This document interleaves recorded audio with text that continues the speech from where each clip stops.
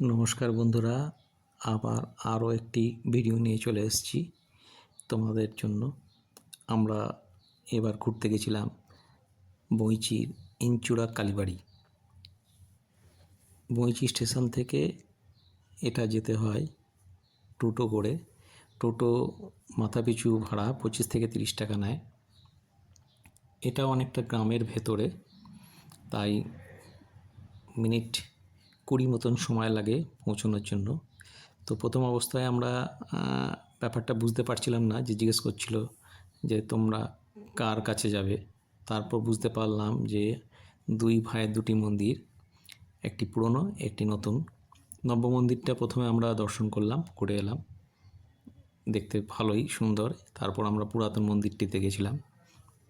কালী মায়ের, বগলামুখী কালী মায়ের মূর্তি খুবই সুন্দর, জাগ্রত মূর্তি। সামনে আমরা দেখতে পেলাম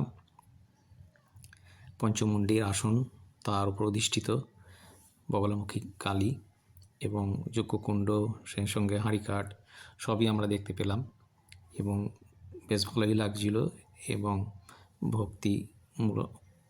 ভক্তি করে আমরা দুটি কালী মন্দির দর্শন করে এলাম। তোমরাও একবার অবশ্যই এই ইঞ্চুড়া কালীবাড়ি ঘুরে আসবে, ভালো লাগবে তোমাদের।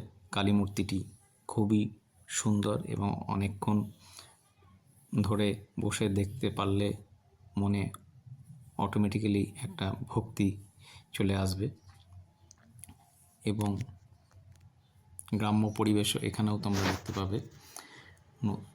নতুন মন্দিরের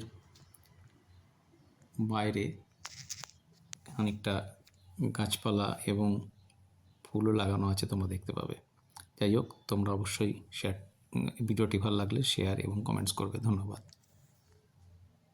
নমস্কার বন্ধুরা, আবার আরও একটি ভিডিও নিয়ে চলে এসেছি তোমাদের জন্য। আমরা এবার ঘুরতে গেছিলাম বইচির ইঞ্চুড়া কালীবাড়ি।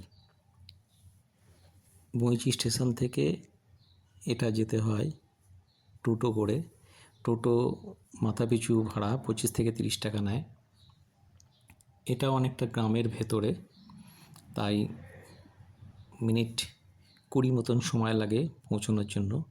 তো প্রথম অবস্থায় আমরা ব্যাপারটা বুঝতে পারছিলাম না, যে জিজ্ঞেস করছিল যে তোমরা কার কাছে যাবে। তারপর বুঝতে পারলাম যে দুই ভাইয়ের দুটি মন্দির, একটি পুরনো একটি নতুন।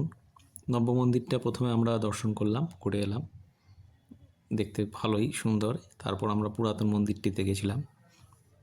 কালী মায়ের, বগলামুখী কালী মায়ের মূর্তি খুবই সুন্দর, জাগ্রত মূর্তি। সামনে আমরা দেখতে পেলাম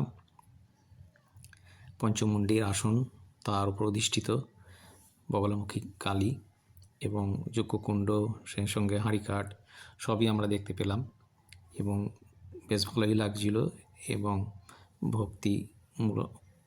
ভক্তি করে আমরা দুটি কালী মন্দির দর্শন করে এলাম। তোমরাও একবার অবশ্যই